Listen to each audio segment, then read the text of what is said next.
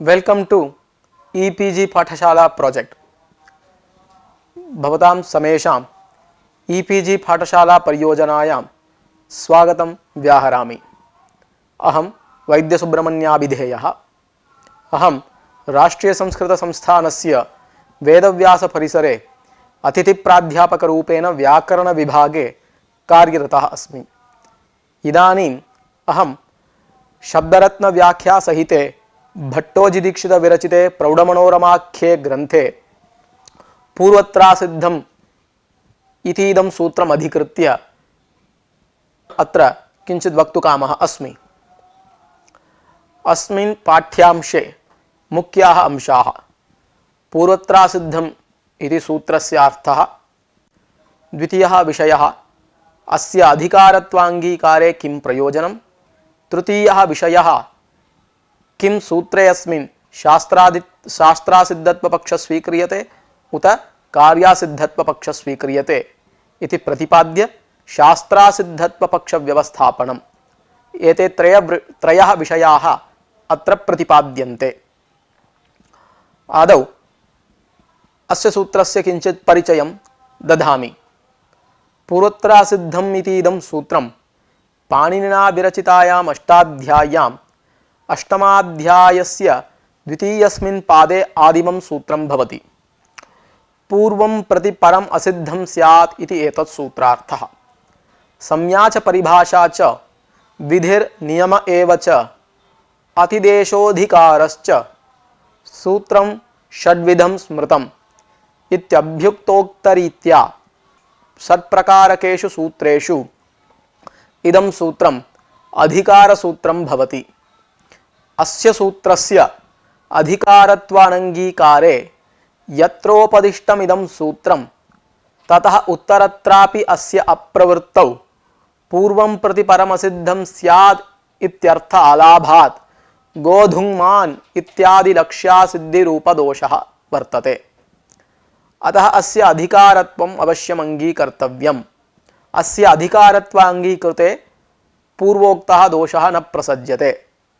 किंच सूत्रे अस्मिन् पूर्वस्मिन् कार्ये कर्तव्ये परं कार्यमसिद्धं स्यात् इत्यर्थः वक्तव्यः उत पूर्वस्मिन् शास्त्रे कर्तव्ये परं शास्त्रमसिद्धं स्यात् इत्यर्थः वक्तव्यः वा इति संशयः।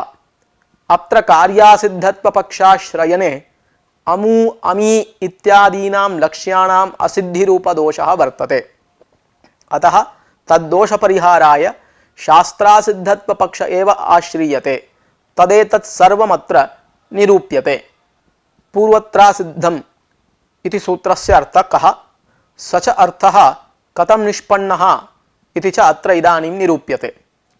पाणिनिना अष्टाध्यायी इति ग्रन्थः विरचितः इति सर्वैः विदितमेव।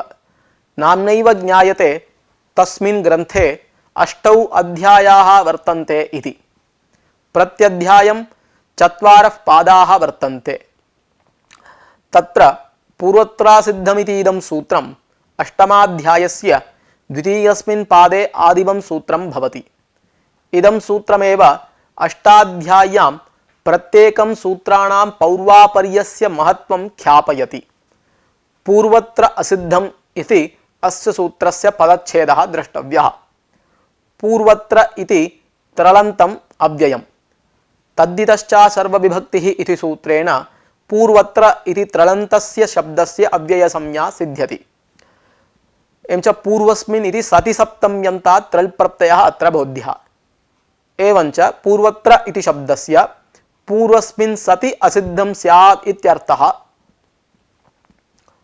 अस्य सूत्रस्य सम्पन्नः। पूर्वशब्दार्थसापेक्षत्वात् परम् इत्युपस्थितं भवति अत्र। तेन पूर्वस्मिन् कर्तव्ये परम् असिद्धं भवति इति सूत्रार्थः लब्धः। तथा च सूत्रे अनुक्तोपि परशब्दः इत्थं लब्धः, पूर्वस्मिन् कर्तव्ये परम् असिद्धं भवति इति। तथा च अस्य सूत्रस्य अष्टमाध्याये द्वितीयपादे आदौ एव उपदेशात् अत्र सूत्रे पूर्वशब्देन 7 अध्यायाः अष्टमाध्यायस्य 1 पादः च ग्राह्यः। परशब्देन अष्टमाध्यायस्य अवशिष्टाः द्वितीय तृतीय चतुर्थपादाः ग्राह्याः। तावतः भागस्य एतत् सूत्रात् परत्रोपदेशात्। सप्तानाम् अध्यायानां समाहारः सप्ताध्यायी, पादेन सहिता सपादा, सपादा चासौ सप्ताध्यायी च सपाद सप्ताध्यायी, त्रयाणां पादानां समाहारः त्रिपादी, एवञ्च सपाद सप्ताध्यायीं प्रति त्रिपादी असिद्धा इति सूत्रार्थः सम्पन्नः। इदं च सूत्रम् अधिकारसूत्रं भवति। संज्ञा च परिभाषा च विधिर्नियम एव च अतिदेशोऽधिकारश्च सूत्रं षड्विधं स्मृतम् इत्यभ्युक्तोक्तरीत्या इदं सूत्रम् अधिकारसूत्रम्। अधिकारसूत्रेषु अस्य सूत्रस्य अन्तर्भावः। तेन अस्य सूत्रस्य अग्रेपि अनुवृत्तिः भवति। इदं सूत्रम् अष्टमाध्यायस्य आन्तम् अनुवर्तते। उत्तरत्र अनुवृत्तौ प्रत्येकेन सूत्रेण अस्य सम्बन्धे त्रिपाद्याम् अपि पूर्वशास्त्रदृष्ट्या परं शास्त्रम् असिद्धं भवति इति अपरोप्यर्थः लभ्यते अस्य अधिकारत्वात्। तथा च अस्य सूत्रस्य द्वौ अर्थौ वर्तेते। सपाद सप्ताध्यायीं प्रति त्रिपादी असिद्धा इत्येकः अर्थः। अस्य अधिकारत्वानङ्गीकारात् लब्धो द्वितीयो अर्थः भवति त्रिपाद्यामपि पूर्वशास्त्रं प्रति परं शास्त्रम् असिद्धं स्यात् इति।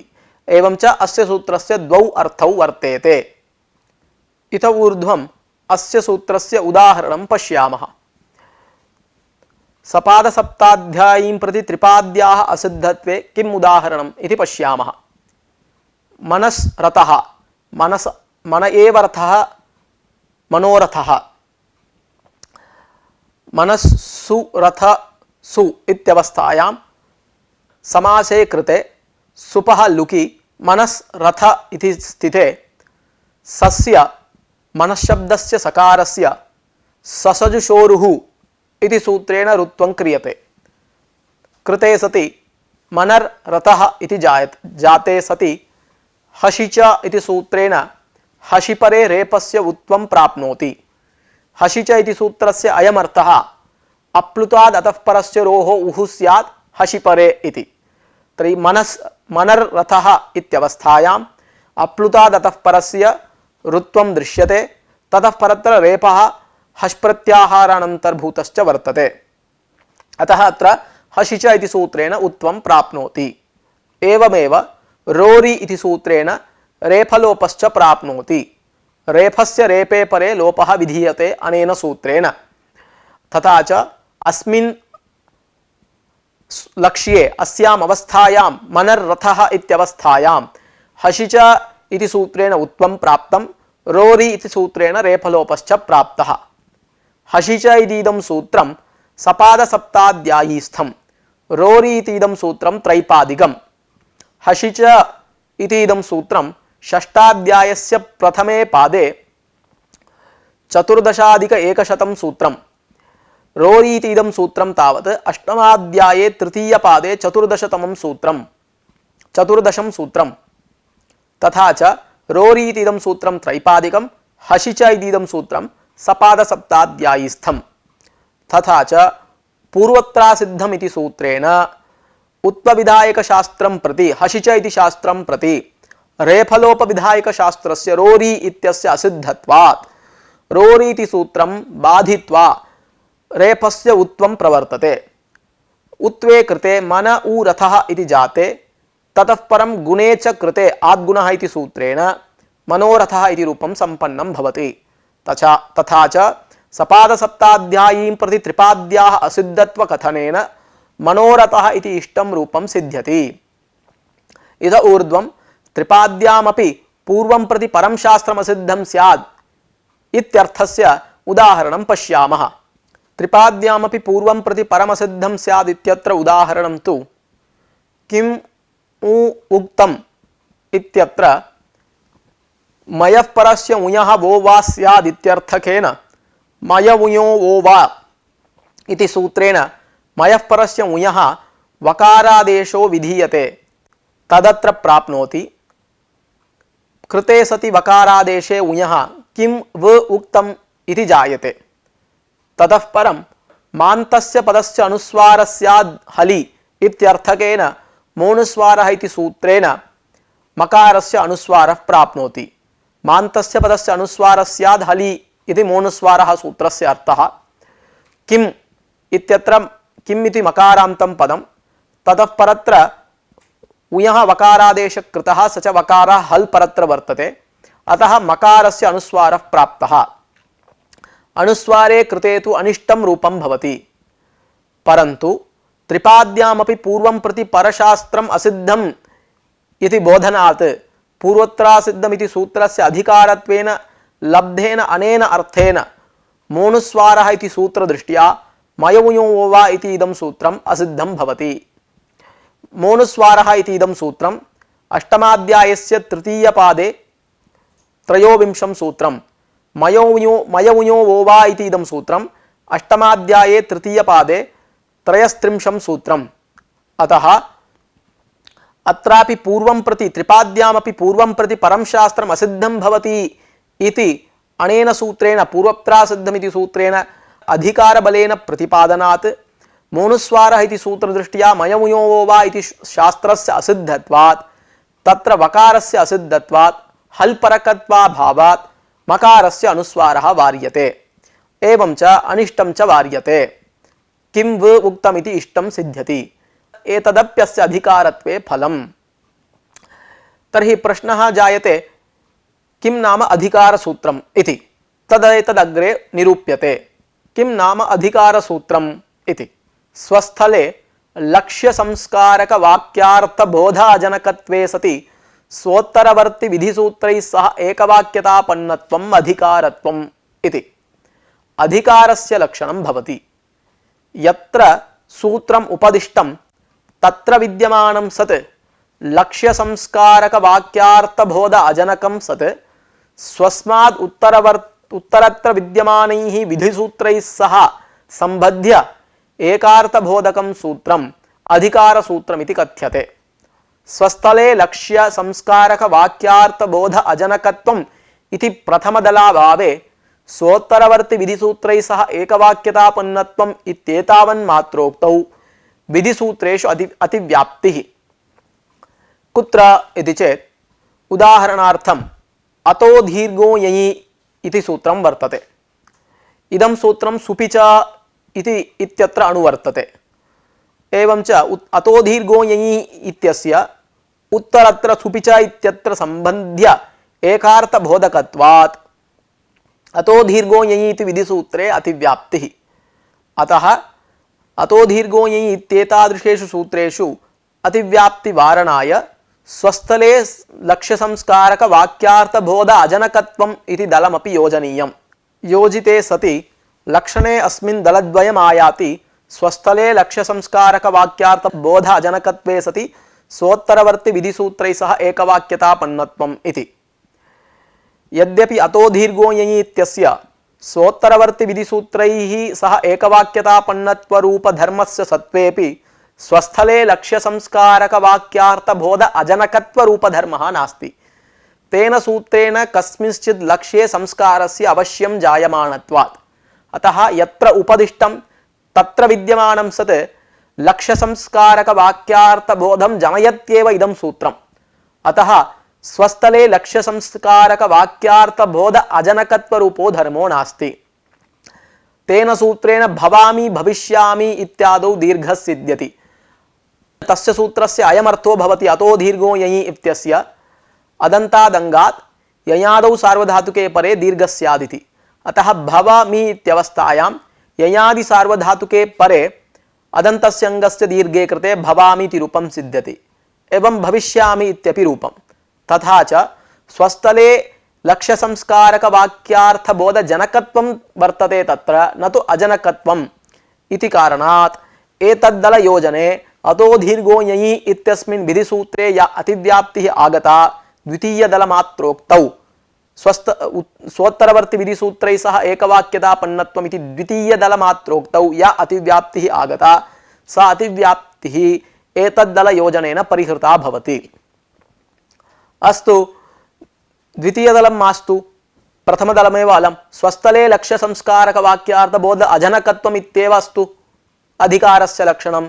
द्वितीयदलं मास्तु स्वोत्तरवर्ति विधिसूत्रैः सह एकवाक्यतापन्नत्वम् इति द्वितीयदलं मास्तु इति चेत् संज्ञासूत्रेषु अतिव्याप्तिः स्यात्।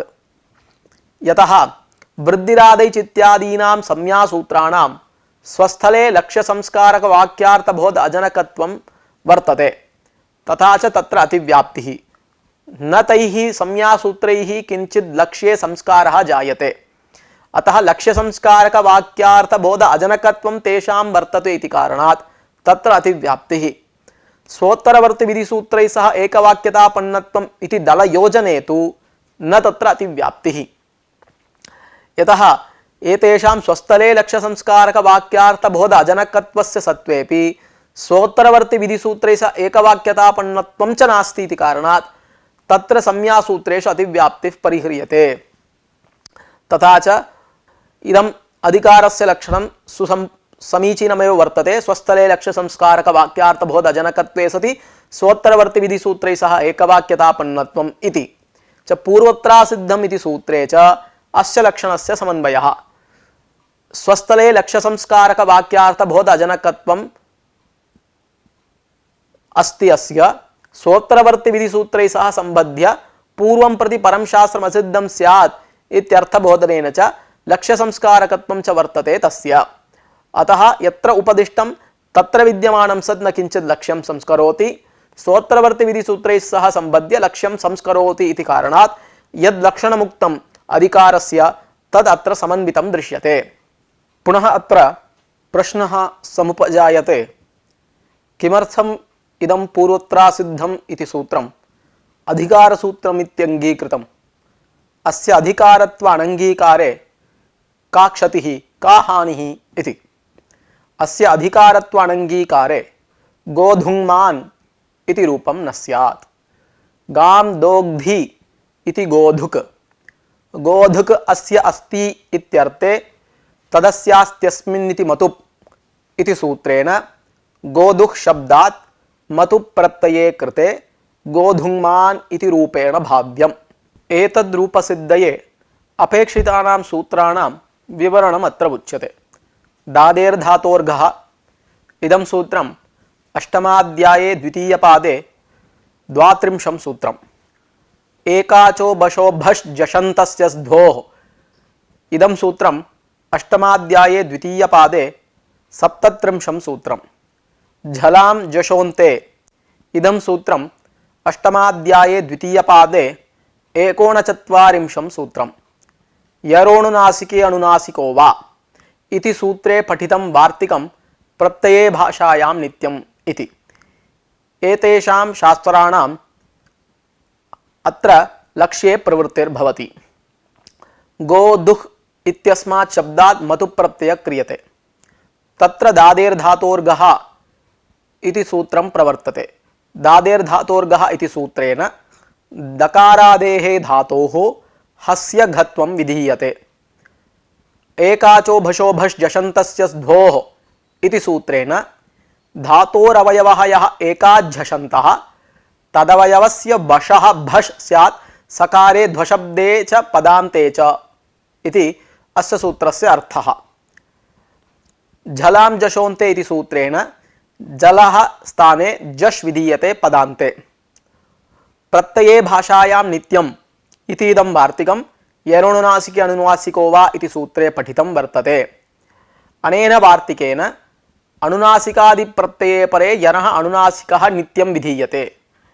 यरोनुनासिके अनुनासिको वा इति सूत्रेण विकल्पेन अनुनासिकादेशे प्राप्ते अनुनासिकादिप्रत्यये परे नित्यतया अनुनासिकसिद्ध्यर्थं वार्तिकमिदम् आरब्धम्। तथा च गोदुक् शब्दात् मतुप् प्रत्यये कृते अनुबन्धलोपे च कृते गोदुक् मत् इत्यवस्थायां द्वे कार्ये अत्र प्रवर्तेते। दादेर्धातोर्घः इति सूत्रेण घत्वं प्रवृत्तं, ततः परं जस्त्वं च प्रवृत्तम्। घत्वझस्त्वयोः प्राप्तयोः अपवादत्वात् आदौ घत्वे कृते गोदुघ् मत् इति जायते। ततः परत्र झलां जशोन्ते इति सूत्रेण जस्त्वं प्रवृत्तं, ततः परम् एकाचो बशो भष् जषन्तस्य स्ध्वोः इति सूत्रेण बशः भष् भावश्च प्राप्तः।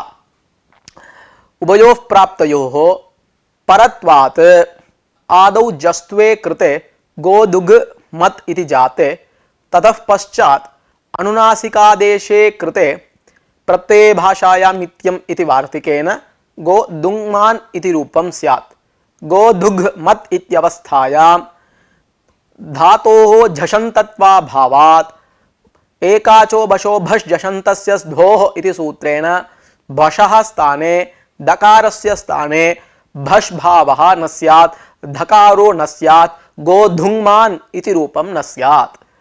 एतत् सर्वं पूर्वत्रासिद्धमिति सूत्रस्य अधिकारत्व अङ्गीकारे जायते। अस्य अधिकारत्व अङ्गीकारे गोधुङ्मान् इति रूपं सिद्ध्यति। गोधुङ्मान् इति रूपासिद्धिरूपदोष परिहारः अस्य अधिकारत्वे परिह्रियते। कथमिति चेत् पूर्वत्रासिद्धमित्यस्य अधिकारत्वे त्रिपाद्यामपि पूर्वं प्रति परं शास्त्रम् असिद्धं स्यादित्यर्थः लब्धः। तेन गोधुक् मत् इत्यवस्थायां घत्वजस्त्वयोः प्राप्तयोः अपवादत्वात् आदौ घत्वे कृते गोधुग् मत् इति जाते। इदानीं जस्त्वं प्राप्तं भष्भावश्च प्राप्तः। झलां जशोन्ते इति सूत्रेण जस्त्वं प्राप्तम् एकाचो बशो भष् जषन्तस्य धोः इति सूत्रेण भष्भावश्च प्राप्तः। त्रिपाद्यामपि पूर्वं प्रति परं शास्त्रम् असिद्धं स्यात् इत्यर्थबोधनात् जस्त्वविधायकं शास्त्रं तावत् झलां जशोन्ते इति सूत्रं तावत् एकाचो बशो भष् जषन्तस्य धोः भष्भावात् परत्र वर्तते। अतः भष्भावे कर्तव्ये एकाचो बशो भष् जषन्तस्य दोः इति शास्त्रे कर्तव्ये झलां जशोन्ते इति शास्त्रस्य परत्वेन असिद्धत्वात् जस्त्वम् असिद्धं भवति। जस्त्वस्य बाधात् इदानीं धातोः जषन्तत्वस्य अनपायात् आदौ भष्भावः सूपपन्नः। तथा च धात्ववयवस्य बशः स्थाने भष्भावे कृते दकारस्य स्थाने धकारो भवति। तथा च गोधुग् मत् इति जाते ततः परं घकारस्य जस्त्वेन गकारे कृते गोधुग् मत् इति जाते ततः परं तत्र गकारस्य प्रत्यये भाषायां नित्यम् इति वार्तिकेन अनुनासिके च कृते गोधुङ् मत् ततः परं प्रथमा विभक्ति एकवचने सुप्रत्यये गोधुङ्मान् इति रूपसिद्धौ न काचित् क्षतिः। अतः गोधुग्मान् इति रूपम् अस्य सूत्रस्य अधिकारत्वे एव सिद्ध्यति इति कारणात् अवश्यम् इदं सूत्रं षड्विधेषु सूत्रेषु अधिकारसूत्रमित्यङ्गीकर्तव्यमेव। अस्य अधिकारत्वाङ्गीकारादेव किं विवक्तमित्यत्र मकारस्य अनुस्वारः वार्यते तदप्येकम् इष्टं सिद्ध्यति। एवं च फलद्वयसत्वात् इदं सूत्रम् अधिकारसूत्रमित्यङ्गीकर्तव्यमेव। इतः एकः विषयः अत्र परिसमाप्तः। अतः द्वितीयः विषयः आरभ्यते। किम् अनेन सूत्रेण शास्त्रासिद्धत्वं बोध्यते उत कार्यासिद्धत्वम् इति विचारः अत्र प्रस्तूयते। अर्थात् पूर्वस्मिन् शास्त्रे कर्तव्ये परं शास्त्रम् असिद्धं स्यादित्यर्थः वक्तव्यः उत पूर्वस्मिन् कार्ये कर्तव्ये परं कार्यम् असिद्धं स्यात् इत्यर्थः वक्तव्यः इति प्रश्नः अत्र उदितः। एतदेव शास्त्रासिद्धपक्षः कार्यासिद्धपक्षः इति कथ्यते। आदौ कार्यासिद्धपक्षे दोषमुद्भाव्य कार्यासिद्धपक्षः त्याज्यः शास्त्रासिद्धपक्षे एव स्वीकर्तव्यः इति व्यवस्थाप्यते।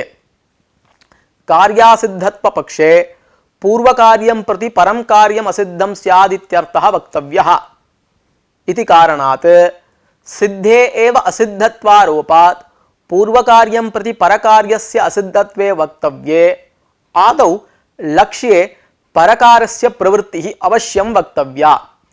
एवं सति मनोरथः इति रूपं न स्यात्।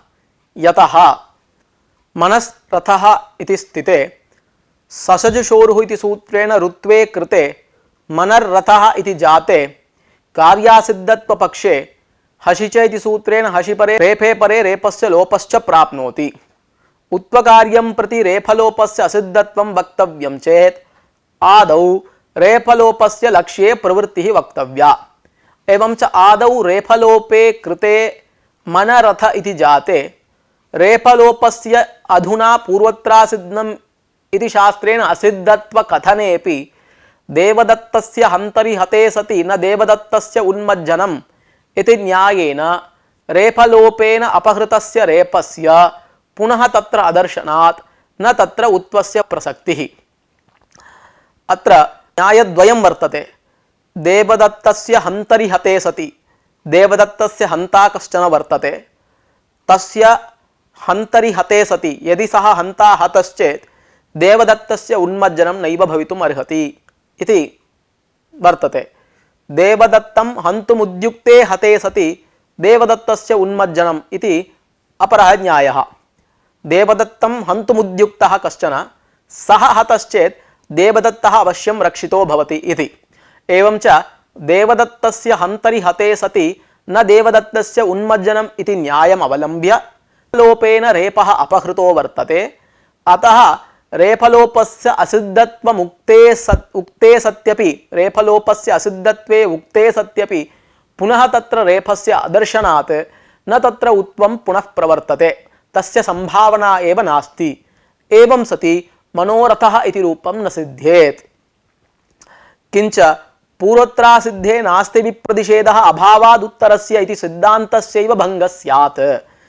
यतः पूर्वत्रासिद्धे विप्रतिषेधः तुल्यबलविरोधः नास्त्येव उत्तरस्यैव अभावात् परत्र विद्यमानं शास्त्रं निवर्तते इति तस्य अर्थः।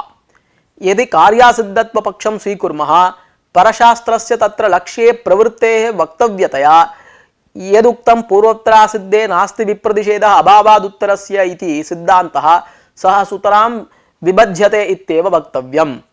अतः कार्यासिद्धत्वपक्षे मनोरथः इति रूपं न स्यात्। अतः कार्यासिद्धत्वपक्षे द्वितीयदोषणम् इत ऊर्ध्वम् उच्यते। कार्यासिद्धत्वपक्षे द्वितीयः दोषः वर्तते अमु अमि इत्यादि रूपा सिद्धिः। किमर्थं प्रथमदोषं त्यक्त्वा द्वितीयदोषकथनम् अथवा दोषान्तरकथनं किमर्थं? तर्हि प्रथमदोषे किञ्चित् अस्वारस्यमस्ति। तच्च अभावाभावः प्रतियोगिस्वरूपः इत्यतः रेफलोपे तस्य असिद्धत्वाश्रयनेपि अर्थात् रेफाभावाभावः रेपस्वरूपो भवति इति कारणात् तत्र रेपस्य उपस्थित्या उत्वप्रसक्तेः न किञ्चित् बाधकं दृश्यते। अतः तत्र उत्वे कृते मनोरथः इति रूपसिद्धिर्भवत्येव। अतः कार्यासिद्धत्वपक्षाश्रयने मनोरथः इत्यत्र उत्व अप्रसक्तिरूपदोषो नास्ति, उत्वं सुतरां प्रवर्तते, मनोरथः इति इष्टं रूपं सिद्ध्यत्येव। अतः कार्यासिद्धत्वपक्षेन कश्चन दोषः अस्ति। अतः द्वितीयं दोषं वक्तुम् आरभते ग्रन्थकारः। स च दोषस्तु अमु अमि रूपा सिद्धिरेव। अतः आदौ अमु अमि इति रूपसिद्धिः कथम् इति पश्यामः। अदस् इत्यस्मात् प्रातिपदिकात् अदस् औ इति स्थिते त्यदादीनाम् अकारोन्तादेशः स्यात् विभक्तौ इत्यर्थकेन विभक्तिं निमित्तीकृत्य अदशब्दस्य सकारस्य अकारादेशे कृते अद अ औ इति जाते अपदान्तादकारात् गुणे परतः पररूपम् एकादेशः स्यात् इत्यर्थकेन अतो गुणे इति सूत्रेण दकारोत्तरवर्त्यकारस्य सकारस्य स्थाने आगतस्य अकारस्य च पररूपैकादेशे कृते अद औ इति जाते वृद्धिरेचि आदेचि परे वृद्धिरेकादेशः स्यादित्यर्थकेन वृद्धिरेचि इति सूत्रेण वृद्धौ च कृतायाम् अधौ इति जायते। एतदुत्तरम् अधसोसेर्धातुदोमः इति सूत्रेण तत्र मुत्वं विधीयते। असान्तो यो अधशब्दः तदवयवस्य दकारस्य मकारादेशात् दात्परस्य च उकारादेशः विधीयते अधसोसेर्धातुदोमः इति सूत्रेण। तथा च अदौ इत्यत्र दकारस्य मकारादेशः प्राप्तः, औकारस्य उकारादेशश्च प्राप्तः। औकारः द्विमात्रिकः इति कारणात् उकारोपि दीर्घः द्विमात्रिकः प्रवर्तते, अमु अमु इति रूपं सम्पन्नम्। एवं अमि इति रूपं कथं सम्पन्नम्?